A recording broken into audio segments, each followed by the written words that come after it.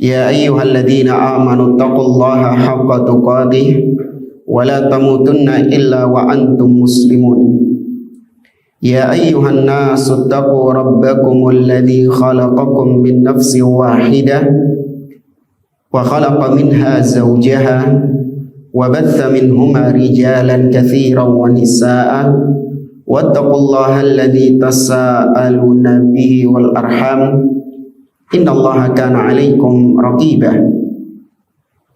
يا أيها الذين آمنوا اتقوا الله وقولوا قولا سديدا يصلح لكم أعمالكم ويغفر لكم ذنوبكم ومن يطع الله ورسوله فقد فاز فوزا عظيما أما بعد فإن أصدق الحديث كتاب الله وخير الهدي هدي محمد صلى الله عليه وسلم وشر الأمور محدثاتها وكل محدثة بدعة وكل بدعة ضلالة وكل ضلالة في النار. Ma'asyiral muslimin, ikhwani fillah wa akhwati rahimani wa rahimakumullah. Alhamdulillah, segala puji bagi Allah Subhanahu wa taala yang atas limpahan nikmat dan taufiknya kita di pagi hari ini dipertemukan kembali oleh Allah di majelis yang mulia ini untuk kita melanjutkan kembali pembahasan kitab Al-Haqqul Ablaj fi Dahdi Syubuhati Mafhumil Bid'ah Lil Arfaj, atau bantahan kepada seorang yang bernama Dr. Abdul Ilah Al-Arfaj dalam kitabnya yang berjudul Mafhum Al-Bid'ah oleh Syekh Abdul Aziz Ar-Rayis hafizahullah ta'ala. Pada pertemuan yang lalu kita masih membahas tentang Ar-Raddu At-Tafsili, bantahan secara terperinci, di mana kemudian beliau menyebutkan tentang syubhat-syubhat yang dilontarkan oleh Abdul Ilah Al-Arfaj yang tujuannya adalah untuk membatalkan kaidah, membatalkan sebuah ijma' bahwa ibadah itu nggak harus dengan dalil. Ibadah itu tidak berhenti pada dalil. Boleh seseorang berkreasi untuk melaksanakan ibadah-ibadah baru meskipun tidak ada dalilnya. Itu tujuan dia. Maka kemarin beliau menyebutkan atau dia menyebutkan beberapa syubhat-syubhat yang dianggap itu menjadi dalil bahwa ibadah itu sakarepe ngono lho. Pokoke sing penting baik ngono lho. Mas yo ana dalile gak apa-apa, meskipun gak ada dalilnya gak apa-apa. Ya, apa buktinya? Tuh para sahabat mereka melakukan sesuatu secara spontanitas tanpa harus ada dalil perintah dari Nabi Shallallahu Alaihi Wasallam. Kalaupun dikatakan itu disetujui oleh Nabi, bukan masalah disetujuinya, tapi masalahnya itu adalah para sahabat melakukan itu tanpa beban gitu loh. Ya, nanti disetujui atau tidak itu urusan lain. Yang penting para sahabat berani melakukan sesuatu tanpa menunggu dalil dari Nabi Shallallahu Alaihi Wasallam. Berarti para sahabat itu memahami bahwa ibadah langsung aja kerja, gak usah ngenteni apa dalil. Itu tujuan dia. Di antara contohnya yaitu siapa kemarin? Bilal bin Rabah. Ngapa Bilal? Salat setiap wudu. Ya, Bilal melakukan salat setiap wudu. Itu Bilal. Kau nak sing ngurui Bilal, enggak ada yang mengajari Bilal setiap wudu terus salat. Itu dari inisiatif Bilal sendiri, kemudian ditakrir, disetujui oleh Nabi Shallallahu Alaihi Wasallam. Maka berarti perbuatan Bilal ini didasari karena tanpa dalil, kata mereka, inisiatif dari Bilal sendiri yang kemudian disetujui oleh Nabi Shallallahu Alaihi Wasallam. Ya, maka kemarin sudah dibantah bahwasanya siapa yang mengatakan bahwa Bilal melakukan itu tanpa dalil. Ya, tidak ada bukti bahwasanya Bilal melakukan itu dari inisiatif beliau sendiri.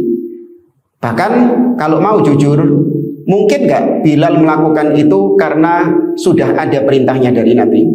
Mungkin, Kenapa nggak pakai kemungkinan yang itu? Kok pakai kemungkinan yang kedua? Bisa jadi Bilal melakukannya tanpa persetujuan Nabi. Kan ada kemungkinan yang masuk akal. Ya kan? Bisa jadi Bilal melakukannya justru karena ada dalilnya dari Nabi SAW. Ya, ini dari sini saja sudah aneh. Ya, kemudian yang kedua, ternyata ada dalilnya dalam riwayat Utsman bahwasanya Nabi SAW mengatakan man tawaddoa wadu'i hada thumma yusalli rak'atain la yuhaddits nafsahu fihi ma bi syai'in illa ghufira lahu ma taqaddama min dzambi. Barang siapa yang berwudu seperti wuduku ini, kemudian dia sholat 2 rakaat. Ini Nabi yang mengucapkannya. Kemudian bantahan yang ketiga, bahwasanya para ulama dari zaman ke zaman mereka menukil hadis tentang Bilal ini, tapi tidak didapati seorang pun di antara mereka yang menggunakan hadis Bilal ini untuk melegalkan adanya bid'ah hasanah. Tidak ada yang mengambil kesimpulan hukum bahwa boleh kita beribadah karepe dhewe, gak usah ngenteni dalil, ibadah usah enakmu. Gak ada ulama yang membangun kesimpulan dari hadis Bilal tersebut. Ya, maka terbantahkan syubhat Bilal ini, atau bukan syubhatnya Bilal ya, artinya syubhat yang menggunakan hadis Bilal ini. Tapi ini sudah selesai kita sampaikan, cuman sekedar untuk merefresh kembali apa yang telah kita pelajari. Sekarang kita sampai di halaman 117. Kata beliau, raddu istidlalihi bi salati Khubayb qabla al-qatl. Bantahan atas pendalilan mereka dengan salatnya Khubayb bin Adi radhiyallahu taala anhu sebelum dia dieksekusi mati. Kita baca syubhatnya, kemudian kalau bisa nanti kita sampaikan tentang kisah dari Khubayb bin Adi. Asyubhatur rabi'ah, syubhat yang keempat. Qal salatu Khubayb ibn Adi rak'ataini qabla qatlihi fasara fi'luhu sunnatan likulli muslim. Ini kata ahli bid'ahnya itu, yaitu Abdul Ilah Al-Arfaj. Dia mengatakan dalam kitabnya halaman 126 di kitabnya dia, di antara bolehnya bid'ah hasanah dalilnya adalah sholatnya Khubayb bin Adi, seorang sahabat Nabi SAW. Dia pernah sholat 2 rakaat sebelum dibunuh, dieksekusi mati.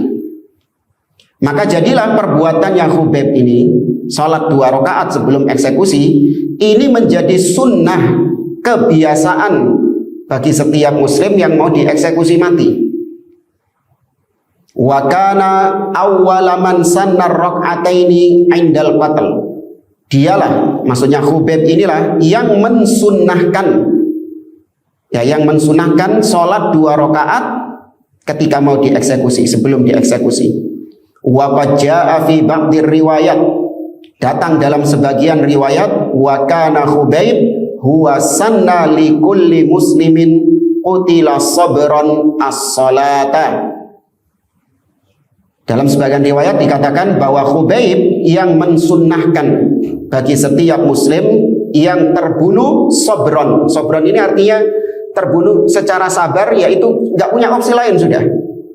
Ya, dia nggak punya opsi lain. Dia nggak bisa menghindar, dia nggak bisa kabur karena dibelenggu. Nanti kita ceritakan Khubayb ini dalam kondisi dibelenggu, pasrah, ya, dibunuh dalam keadaan pasrah. Maka Khubayb mensunnahkan, yang pertama kali mensunnahkan sholat bagi yang mau dieksekusi secara pasrah. Fahatanir rak'atan minas sunanil hasanah.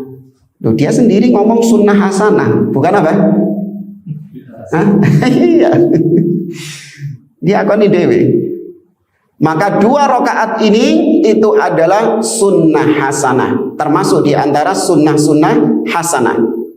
Allati sannaha Khubayb radhiyallahu anhu, yang disunnahkan oleh Khubayb radhiyallahu anhu.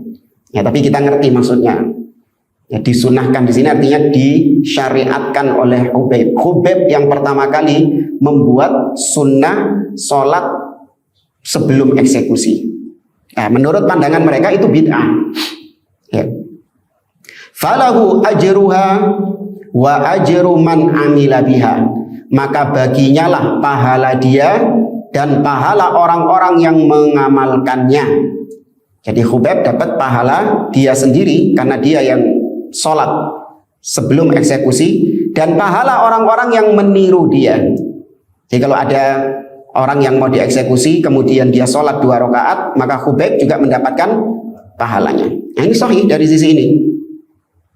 Walam yakun indahu nassun tauqifiyun khassun an Rasulillah sallallahu alaihi wasallam bi sya'nihima. Dan tidak ada nas, ya, Khubayb tidak punya nas, tidak punya dalil tauqifi. Apa tauqifi? Yang memberhentikan dia. Ya, tidak ada dalil yang memberhentikan dia secara khusus. Artinya dia nggak punya pegangan dalil untuk dijadikan landasan tentang perbuatannya dia melakukan sholat 2 rakaat sebelum eksekusi. Dia nggak punya dalil khusus dari Rasulullah Shallallahu Alaihi Wasallam. Walakin lamma kanatis salatu min afdalil a'malis salihati, namun tatkala salat itu adalah amalan soleh yang paling afdal, amal soleh yang paling afdal, arada Khubayb radhiyallahu an yakhtima hayatahu biha. Maka Khubayb memandang sholat ini adalah amalan yang paling afdol. Maka Khubayb ingin untuk menutup hidupnya dengan sholat. Ya, intaha kalamuhu, selesai dari ucapannya sang penulis ini, yaitu Al-Arfaj.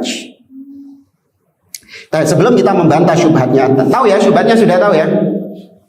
Kita bawakan di sini kisah tentang terbunuhnya Khubayb, meskipun tidak secara komplit. Ya, karena kisahnya panjang. Ini kisah ini terjadi setelah perang Uhud dan menjelang perang Ahzab. Ya, jadi kisah ini terjadi antara perang Uhud, selesai perang Uhud dan menjelang perang Ahzab, tepatnya di tahun keempat Hijriyah.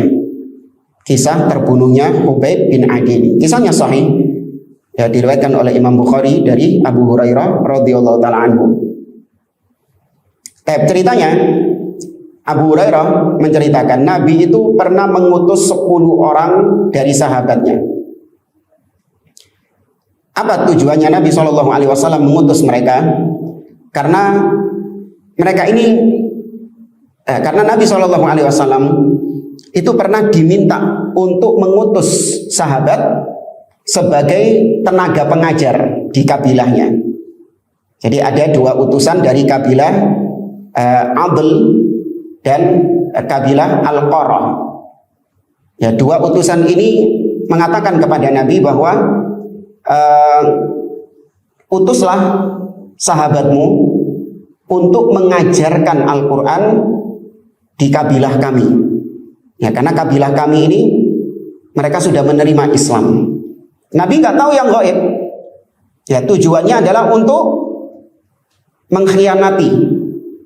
Ya, tujuannya untuk mengkhianati. Maka Nabi SAW mengutus 10 orang dari sahabat-sahabat beliau untuk mengajarkan Al-Quran. Ya. Di antaranya ada Khubayb bin Adi, ada Abdullah bin Tariq, ada Zaid bin Dathinnah, ya, kemudian ada Marthad bin Abi Marthad dan sahabat yang lainnya. Ternyata sampai tengah perjalanan mereka itu kemudian dibantai dengan cara sadis. Ya, sebagian mereka dihujani anak panah di tengah perjalanan.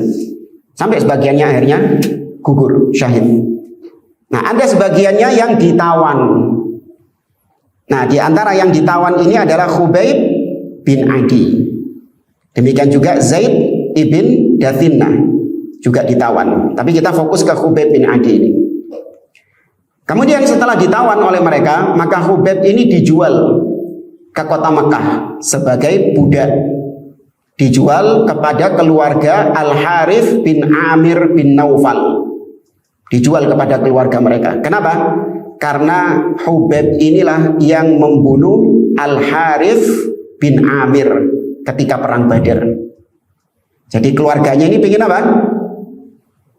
Revenge, pengen balas dendam. Wih, kisah matanya bapakku ini. Maka dibeli sama mereka Hubaib ini. Tujuannya untuk dieksekusi. Ya. Maka ketika mau dieksekusi, mereka harus keluar ke tanah halal. Mereka harus membawa keluar Hubaib ini ke tanah halal. Jadi eksekusinya nggak mungkin dilakukan di dalam kota Mekah, karena kota Mekah tanah apa? Tanah haram. Tuh, ini musyrik loh ya. Musyrik masih mengagungkan, memuliakan tanah haram. Ya, mereka harus membawa ke tanah halal, yaitu di daerah Tan'im. Nah, sebelumnya Hubaib ini ketika ditawan sama keluarganya Al-Harith, Hubaib ini luar biasa perilakunya itu. Sampai dipuji oleh putrinya Al-Harith ini. Dia mengatakan, ma ra'aitu asiran qad khairan min Hubaib. Aku tidak pernah melihat ada tawanan yang lebih baik akhlaknya daripada Hubaib ini. Laqad ra'aituhu ya'kulu min qitfi inab. Aku pernah melihat dia makan dari setan dan anggur. Tadi ada nampan, ya piring isinya anggur. Aku pernah melihat Hubaib makan anggur. Ya, wa ma bi Makkah yauma idzin samarah. Padahal di kota Makkah kering kerontang, tidak ada buah yang tumbuh. Wa innahu lamuthaqun fil hadid, dan juga dia itu dibelenggu. Ya, dibelenggu dengan rantai besi. Wa ma kana illa rizqan razaqahullahu iya. Dan tidaklah Hubaib bisa makan anggur itu dalam kondisi demikian kecuali itu rizki yang Allah berikan kepada dia. Ini namanya apa? Karomah. Ya, ini namanya karomah. Kita meyakini sahabat-sahabat seperti ini, mereka orang yang bertakwa kepada Allah, bertauhid, ittiba kepada sunnah. Ya, kisah-kisah karomah seperti ini, ya kita imani. Tapi kalau ahlil bid'ah, yang syirik, yang bid'ah, kemudian cerita karomah, maka kita tolak. Kenapa kita tolak? Mustahil pelaku bid'ah, pelaku syirik mendapatkan karomah dari Allah Subhanahu wa Ta'ala. Ya, apalagi karomahnya, naudzubillah. Terus ono sing tahu mlebu surga. Iya kan? Ada itu katanya. Bah, kakinya kok kuning, harum baunya. Iya, abah barusan diizinkan oleh Allah masuk ke dalam surga. Kok metu maneh, bah? Ngono jane. Oh, kok gak kerasan tandang swarga iku.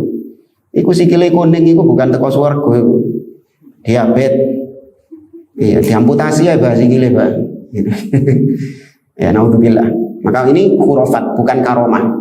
Karena yang pertama kali masuk surga adalah Rasul Shallallahu Alaihi Wasallam. Nah, itu akidah kita, bahkan termasuk di antara usul, yaitu tentang bab syafaat. Di antara syafaat adalah Nabi yang pertama kali masuk ke dalam surga. Sebelum Nabi, semua penghuni surga yang sudah dipastikan surga gak iso mlebu surga. Nek Nabi durung mlebu. Ya, iki bedes iki mari mlebu. Ya kan? Wis mari mlebu. Di sini Nabi sallallahu alaihi wasallam. Ya, naudzubillah, ini mengganggu akidah kita, nggak boleh kita percaya dengan khurafat-khurafat demikian ini. Ya, jangan dianggap Allah ala kulli syai'in qadir. Betul, Allah ala kulli syai'in qadir. Allah maha kuasa atas segala sesuatu. Allah tinggal mengatakan kun. Ya, gitu-gitu dalilnya. Nah, kita jawab dalil yang lebih tegas bahwasanya Nabi Shallallahu Alaihi Wasallam yang pertama kali atibabal jannah, aku yang pertama kali mendatangi pintu surga. Ditanya oleh malaikat, man anta, siapa engkau? Ana Muhammad, aku adalah Muhammad. Bika umirtu alla aftaha ghairak. Kepadamu lah aku diperintahkan untuk tidak membukakan surga kepada siapapun selain engkau. Gak dibuka no surga. Iko iso iki pedes iki mlebu disikan iki. Hah, naudzubillah. Maka ini karomah, kita yakini. Kemudian Hubaib ini pernah suatu ketika tatkala mau dieksekusi, masih dalam kondisi terbelenggu dia ini. Dalam kondisi tertawan. Dia pernah meminjam ya semacam pisau cukur ya untuk membersihkan dirinya, membersihkan ya bulu kemaluan atau membersihkan apa yang ada di dalam tubuhnya. Ya. Kemudian anaknya putri dari Al-Harith ini, anak kecilnya, bermain-main di dekatnya Khubayb bin Adi. Bahkan sampai dipangku sama Khubayb bin Adi. Sedangkan pisau cukur ada di tangannya.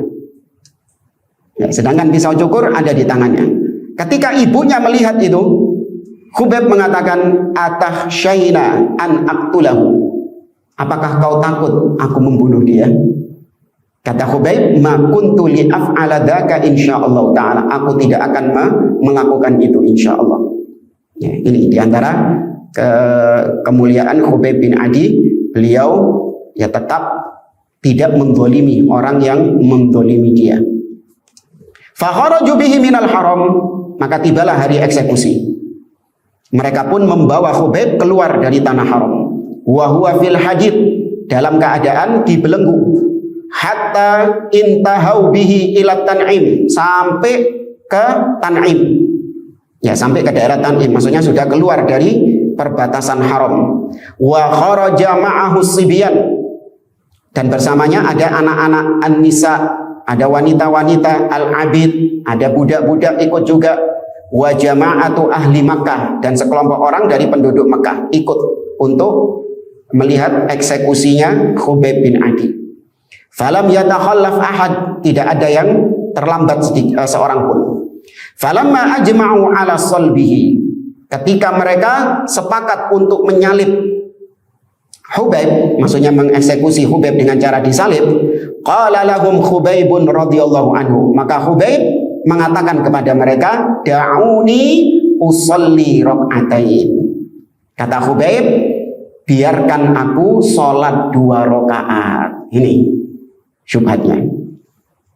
Bukan Khubayb syubhatnya, tapi orang tadi yang jadi syubhat, yang menyebarkan syubhat. Fatarakuhu, maka dibiarkan Khubayb sholat 2 rakaat. Faraka'a rak'ataini atammahuma wa ahsanahuma min ghairi an yutawwila fihima. Khubayb pun mengerjakan sholat dengan teliti, dengan sempurna, diperindah sholatnya, namun tidak terlalu dipanjang-panjangkan.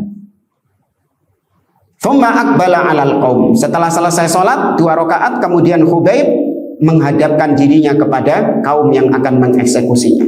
Faqala, Khubayb mengatakan, amma wallahi laula anta dhunnu anni innama tawwaltu jaza'an minal maut lazittu.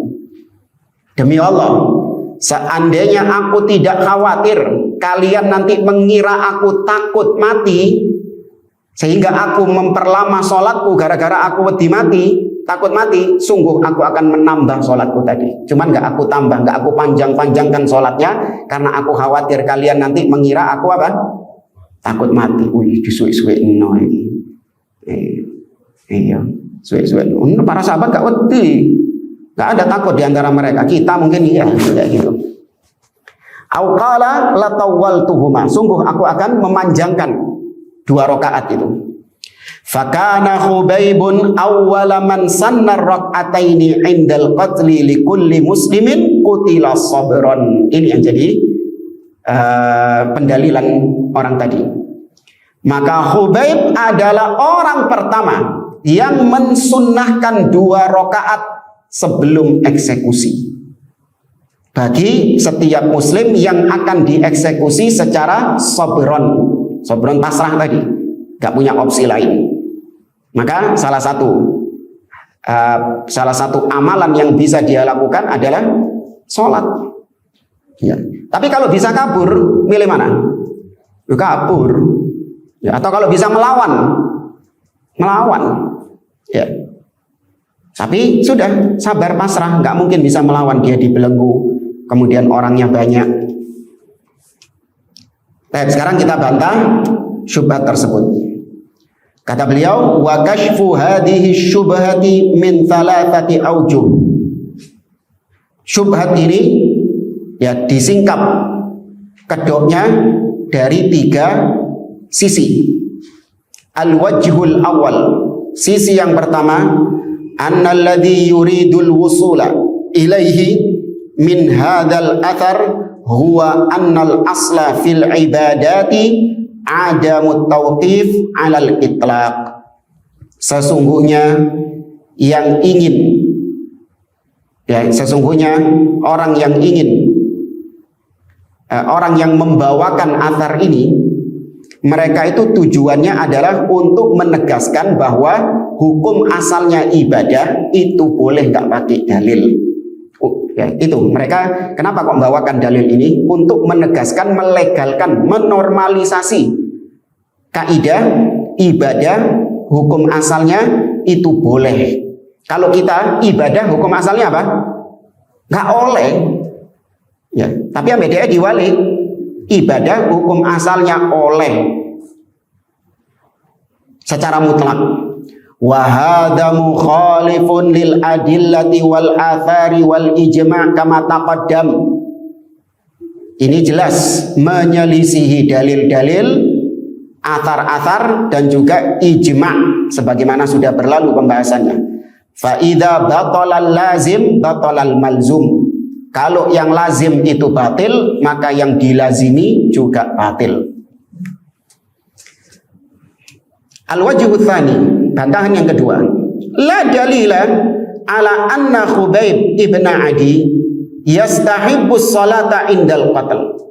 Tidak ada dalil yang menunjukkan bahwasanya Khubayb memang sengaja sholat untuk membuat sunnah sebelum eksekusi. Ya, nggak ada dalil yang menyebutkan bahwasanya Khubayb memang sengaja untuk membuat sunnah, membuat syariat baru. Nggak ada. Walaisat salatuhu indal qatli dalilan ala hadha. Dan sholatnya Khubayb sebelum dieksekusi itu tidak menjadi dalil bahwasanya Khubayb mensyariatkan sholat. Kenapa demikian? Wa innama ghayatu ma fil amri annahu fa'ala ma huwa masyru'un ala wajhil itlaq. Yang dilakukan Khubayb itu hanya sebatas dia melakukan apa yang sudah disyariatkan secara mutlak, yaitu sholat. Ya, sholat ini bisa nggak secara mutlak itu? Bisa. Ya, sebagaimana Nabi SAW, karena Rasulullah SAW idza hazabahu amrun faza'a ila shalah atau faza'a ila shalah. Adalah Nabi SAW ketika beliau ada urusan, ada masalah, ada problem, maka beliau melakukan apa? Salat. Salat apa ini? Salat mutlak. Bukan berarti Nabi SAW mengkhususkan sholat dalam problem ini, dalam problem ini, dalam problem ini. Enggak. Maka ini boleh umum. Kita dalam kondisi apapun kita melakukan sholat. Ya, misalnya ada seorang yang dia itu mau menghadapi pengadilan, persidangan. Dia mau disidang. Ini kan perkara berat apa enggak bagi dia?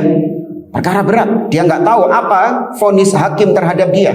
Apakah dia divonis penjara atau divonis kisos atau dia divonis rajam atau bahkan dia divonis ta'zir dan apalah.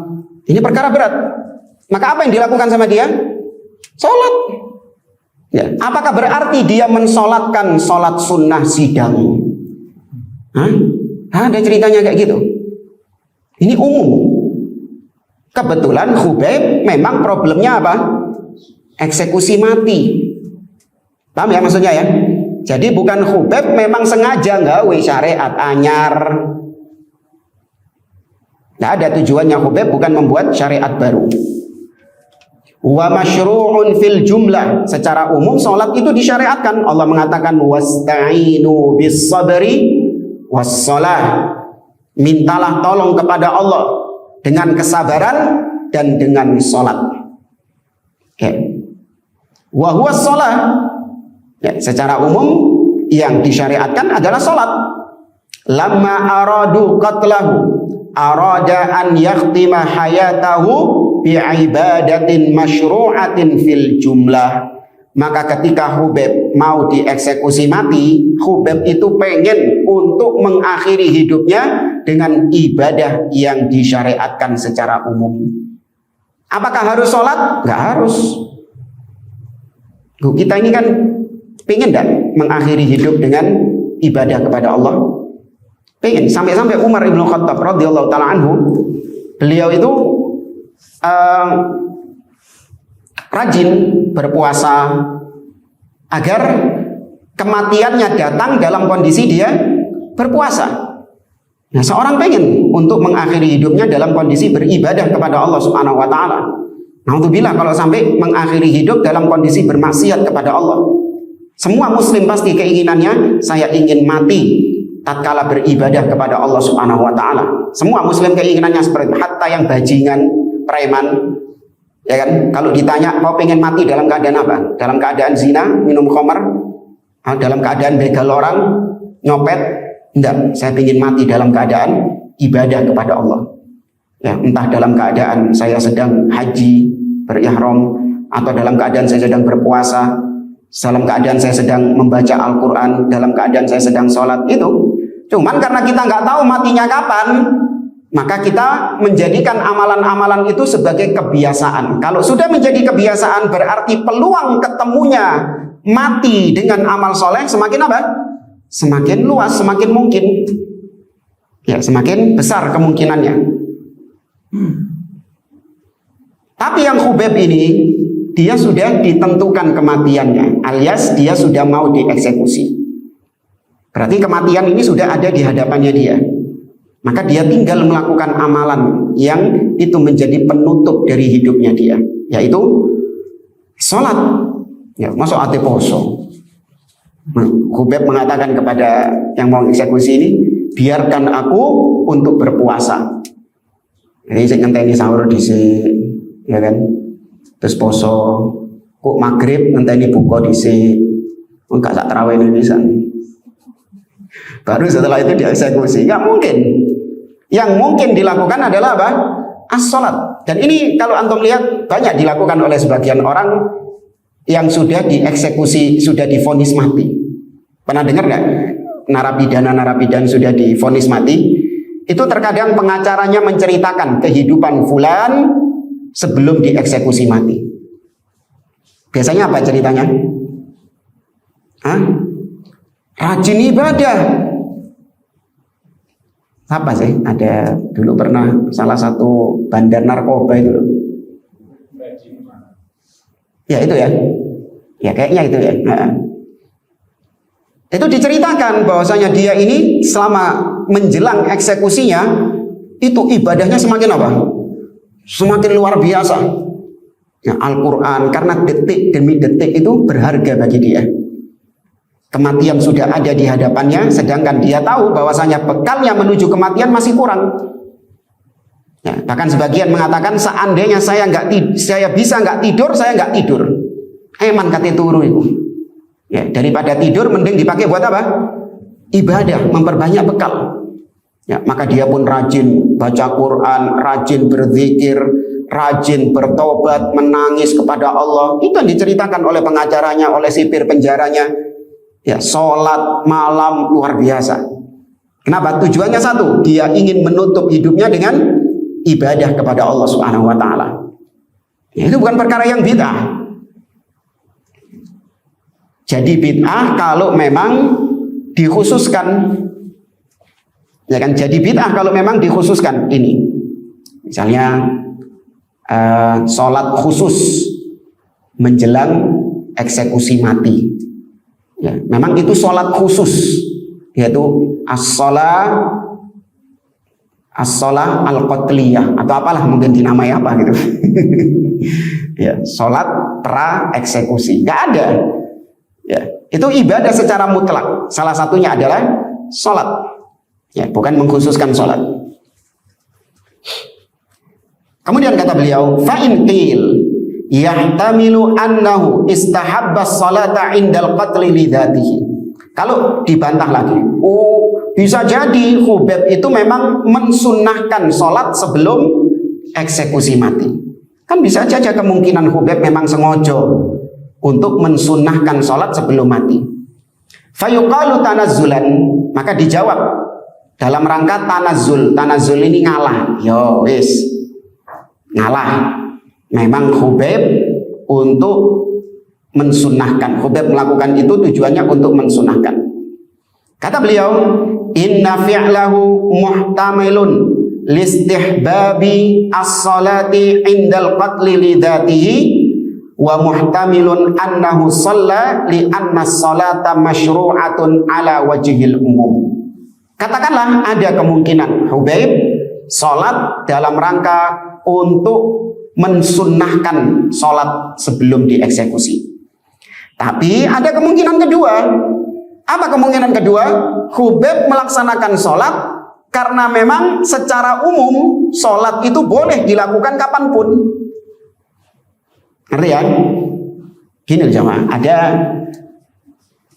apa hukumnya orang melaksanakan sholat tahajud di malam pergantian tahun, qiyamul lail di malam pergantian tahun? Apa hukumnya? Kan sering itu kan, kalau tahun baru itu kan sholat malam di malam pergantian tahun.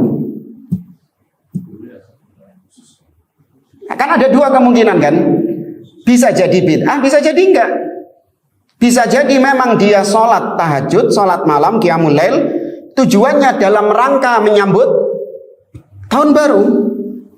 Atau bisa saja dia melaksanakan sholat tersebut karena mungkin malam tahun baru gak isok tidur. Gara-gara apa gak isok turu? Berebekan kena mercon, timbangi sumpek, ya kan, gak bisa tidur, maka dia gelar sejadah kemudian sholat. Tapi apakah sholat itu dalam rangka tahun baru? Gak ada hubungannya dengan tahun baru. Ya, dia hanya sebatas memanfaatkan waktu yang dia miliki untuk sholat dalam beribadah. Hubaib juga demikian. Dia punya waktu sedikit sebelum dieksekusi mati, maka yang bisa dilakukan sama Hubaib adalah sholat. Bukan mengkhususkan sholat atau mensyariatkan sholat sebelum eksekusi mati. Bedakan ya dua hal ini ya. Nah, maka ada dua kemungkinan. Kata beliau, wal ihtimalu tsani muta'ayyan. Maka kalau diantara dua kemungkinan ini, yang dipilih adalah kemungkinan yang mana? Yang pertama atau yang kedua? Yang pertama, Hubaib sengaja melakukan sholat untuk mensunnahkan sholat sebelum eksekusi. Atau yang kedua, Hubaib melakukannya karena secara umum sholat adalah amalan yang mungkin bisa dilakukan Hubaib sebelum eksekusi. Yang kedua, kata beliau, al-ihtimalu tsani muta'ayyan. Kemungkinan kedua ini yang dipilih. Li qaidah, sesuai dengan kaidah annal asla fil ibadat al hadar wal mana'. Hukum asal ibadah itu terlarang, nggak boleh. Ya. Fa'in qil, kalau dibantah lagi, qala Abu Hurairah, kan Abu Hurairah mengatakan dalam riwayat yang tadi kita baca, wa kana Hubaibun huwa sanna li kulli muslimin qutila sabran as-salah. Kata Abu Hurairah, dan Hubaib bin Adi adalah orang yang pertama kali mensunnahkan bagi setiap muslim untuk sholat. Ya, bagi seorang muslim yang akan dieksekusi mati dalam keadaan sabar, dalam keadaan pasrah, nggak punya opsi lain. Maka Hubaib inilah yang pertama kali mensunnahkan sholat sebelum eksekusi. Kan Abu Hurairah yang bilang gitu. Maka kata Syekh, fahada yubayyin annahu fa'alahu ala wajhi taqyid wa annahu ja'ala al-qatla sabran sababan fi dhatihi lis-shalah. Ya, kata ahli bid'ah tadi, tuh Abu Hurairah ngomongnya gitu. Maka itu jelas menunjukkan bahwasanya perbuatannya Hubaib, ya perbuatannya Hubaib itu ada pengikatnya, yaitu dia sholat karena sebab eksekusi. Ini syubhatnya ya. Dia sholat karena sebab eksekusi. Seandainya tidak dieksekusi maka dia tidak sholat.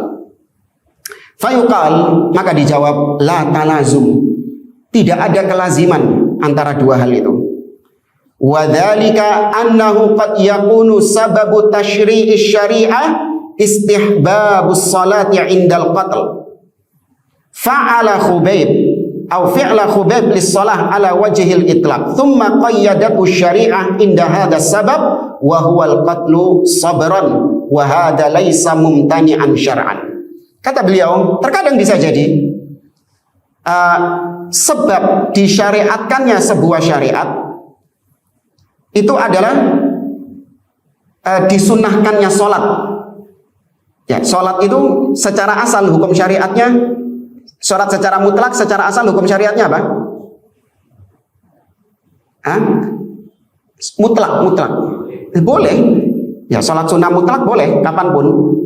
Nah, kemudian ketika memang ada sebab yang menjadikan dia sholat, ya, dan sebab ini adalah sebab-sebab yang tidak dikhususkan antara sholat dengan sebab tersebut, maka itu adalah sesuatu yang tidak terlarang di dalam syariat. Ya, sebagaimana hadis yang tadi kita sampaikan, kana Nabi sallallahu alaihi wasallam idza hazabahu amrun fazi'a ila shalah. Adalah Nabi kalau dirundung masalah, beliau melaksanakan sholat. Berarti sebab Nabi sholat adalah karena ada masalah. Ya, bukan kemudian Nabi mengkhususkan kalau masalah ini maka sholat, kalau masalah ini maka harus sholat, masalah ini maka harus sholat, tidak. Nah, ini sekali lagi ala wajhil itlaq, ya, secara umum. Qala Ibnul Mulaqqin, berkata Ibnul Mulaqqin dalam At-Tawdih li Syarhil Jami' As-Sahih. Qaulu Abu Hurairah radhiyallahu an, fa kana Khubayb huwa sanna li kulli muslimin qutila sabran as-shalah. Ucapan Abu Hurairah tadi yang mengatakan bahwa Khubayb orang yang pertama mensunnahkan bagi setiap muslim yang akan dibunuh secara sabar untuk dia sholat, fahuwa dhahirun fi raf'ihi, maka itu nampak sekali Khubayb, ya, atau nampak sekali nampak sekali Abu Hurairah radhiyallahu taala anhu merafa, artinya merafa ini menyandarkannya kepada Khubayb. Seperti misalnya mithlu qawlihi fasarat sunnatan. Seperti ucapan jadilah itu sebagai sebuah kebiasaan. Ya, sunnah artinya menjadi sebuah kebiasaan. Wa qad salafa fi'luhu an ghairihi aidan. Nah, ternyata perbuatannya Khubayb ini sudah dilakukan oleh orang-orang sebelum Khubayb. Ada yang sudah melakukan sebelum Khubayb, seperti misalnya wa kada fi'lu Zaid ibn Harithah, juga pernah dilakukan oleh sahabat Zaid ibn Harithah. Qala Suhaili hadza yadullu annaha sunnatun jariyah. Ini semua menunjukkan bahwasanya perbuatan sholat sebelum dieksekusi itu menjadi sunnah yang berjalan di tengah para sahabat. Wa kada fi'lu Hujur bin Adi ibn al-Adbar hina qatalahu Muawiyah. Hal yang sama juga dilakukan oleh seorang sahabat yang bernama Hujur bin Adi. Ya, dia di masa pemerintahan Muawiyah pernah dieksekusi juga. Ini terjadi khilaf ketika perang Siffin. Karena Hujur ini termasuk di antara Syiah Ali. Syiah artinya apa? Pengikut. Ya, bukan Syiah Rafidhah seperti sekarang ini, bukan. Nah, termasuk yang mendukung Ali bin Abi Thalib ketika konflik dengan Muawiyah bin Abi Sufyan. Maka Hujur bin Adi juga sama melakukan sholat 2 rakaat sebelum dieksekusi. Wa fima ya'ti sunnatan hasanatan, maka jadilah itu sebagai sunnah yang hasanah. Tuh, ngomongnya saja sunnah apa? Hasanah, bukan bid'ah hasanah. Wasunnah innama hiya aqwalun minasyari' aw af'alun aw takrir. Namanya sunnah itu adalah ucapan dari yang mensyariatkan, atau perbuatan dari yang mensyariatkan, atau takrir dari yang mensyariatkan. Maksudnya Nabi SAW. Li'annahu fa'alaha fi hayati. Ditambah lagi perbuatannya Khubayb bin Adi itu dilakukan ketika hidupnya siapa? Nabi masih hidup. Ya, fastahsana dzalika man fa'alahu wastahsanahul muslimun. Maka Khubayb memandang bahwasanya amalan sholat adalah amalan yang baik. Dia memandang baik amalan sholat ini yang paling afdol dikerjakan sebelum eksekusi mati. Maka kaum muslimin, yaitu para sahabat yang hidup di zaman tersebut, juga menganggap sebaik-baiknya amalan sebelum eksekusi adalah sholat. Ma'anna sholata khairun ma khutima bihi amalul amr. Ya, padahal sudah diketahui bersama sholat adalah sebaik-baik amalan yang dengannya seorang hamba mengakhiri hidupnya. Bantahan yang ketiga, annal ulama yatanaqaluna al-hadits syarhan wa bayanan. Para ulama dari zaman ke zaman mereka menukil hadis ini.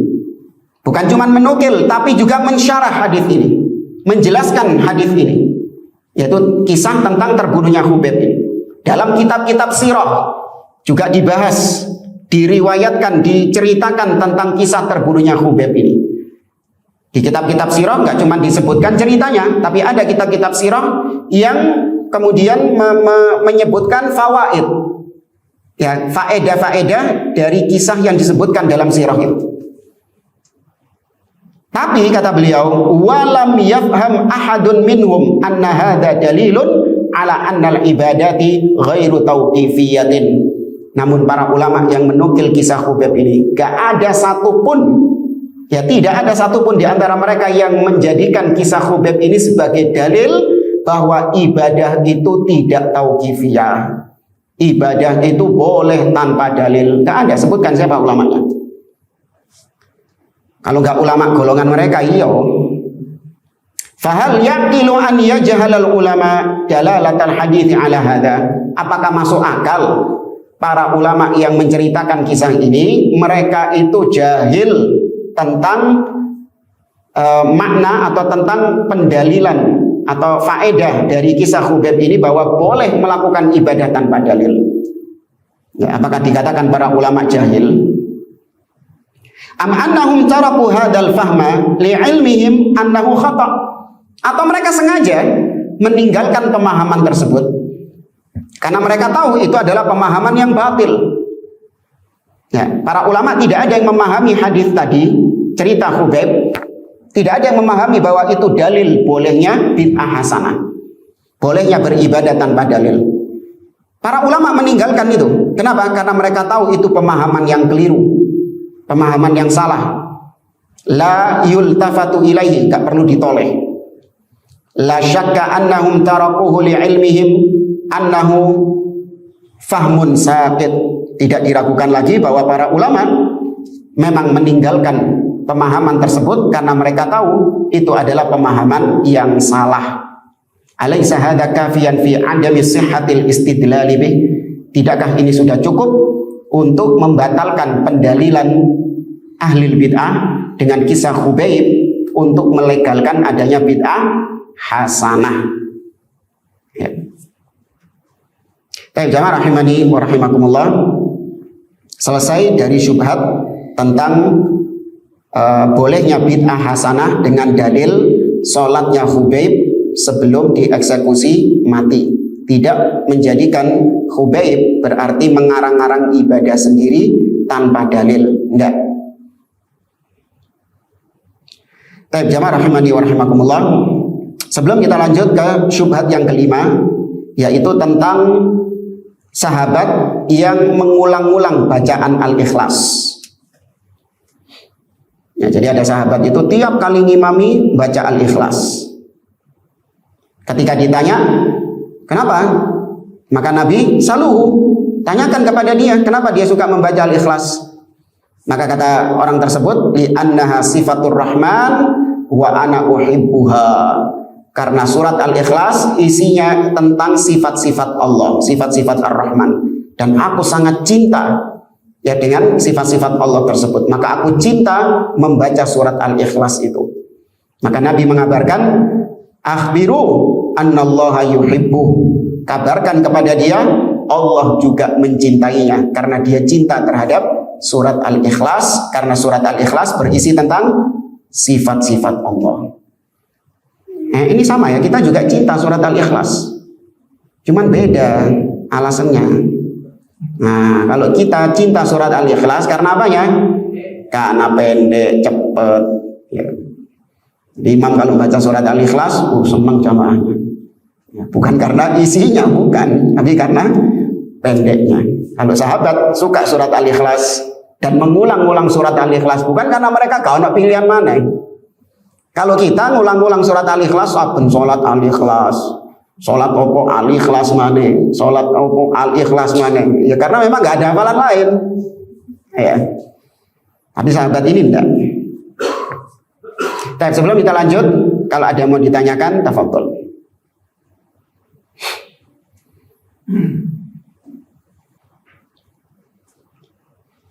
Ya Pak, lanjut. Kita lanjutkan halaman 119. Tapi ini kalau lanjut nyebutin syubhat. Nah, tengah-tengah nyebutin syubhat, tak tinggal lah ya.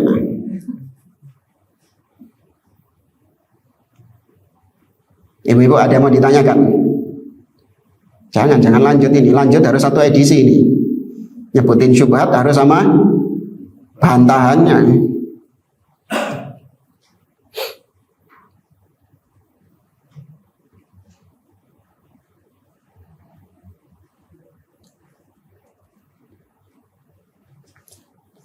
Tapi di sini kalau kita lihat dalam kitab sirah, ini kita ambil dari kitab Al-Lu'lu'ul Maknun fi Siratin Nabiyil Ma'mun. Setelah membawakan kisah Khubayb, di sini penulis membawakan faedah-faedah dari kisah. Ini banyak yang pakai metode seperti ini ya. Jadi sirah bukan cuma sekedar cerita, tapi juga disampaikan ibroh. Ya, pelajaran-pelajaran yang diambil dari kisah tersebut. Nah, salah satunya di poin yang ke-7, dia mengatakan wa fihi sholatu indal qatl. Di antara pelajaran yang dipetik dari kisah Khubayb tadi adalah yaitu sholat sebelum dieksekusi. Tidak ada di sini yaitu bolehnya membuat amalan-amalan tanpa dalil. Tidak disebutkan fihi jawazu al-bid'ah al-hasanah, enggak ada. Yang disebutkan hanya di sana ada dalil akan sholat sebelum dieksekusi. Ya, sholat sebelum dieksekusi itu bukan berarti mengkhususkan sholat eksekusi namanya, bukan. Namun amalan yang bisa dilakukan sebelum eksekusi salah satunya adalah sholat. Ya. Utsman bin Affan radhiyallahu taala anhu, beliau ketika dibunuh oleh para pendemo dalam keadaan apa? Membaca ayat Al-Quran. Ya, maka beliau menutup hidupnya dengan qiraatul Quran, dengan membaca ayat Al-Quran. Ya, macam-macam. Ya, apa yang bisa kita lakukan dari amal-amal ibadah kita kerjakan. Ya. Dan itu kita perbanyak supaya peluang bertemunya kematian dengan amal soleh itu semakin lebar, semakin besar kemungkinannya seorang mati dalam kondisi beramal soleh. Namun kalau ternyata seorang terbiasa melakukan kemaksiatan, ya, sedangkan amal solehnya bukan kebiasaannya, maka kemungkinan dia bertemu antara kematian dengan amal soleh kecil. Ya, kecil kemungkinannya. Justru kemungkinan besarnya apa? Mati dalam kondisi bermaksiat kepada Allah Subhanahu wa taala, mati dalam kondisi syirik kepada Allah Azza wa Jalla, mati dalam kondisi bid'ah, naudzubillah. Karena itu yang mendominasi amalan kebiasaannya dia.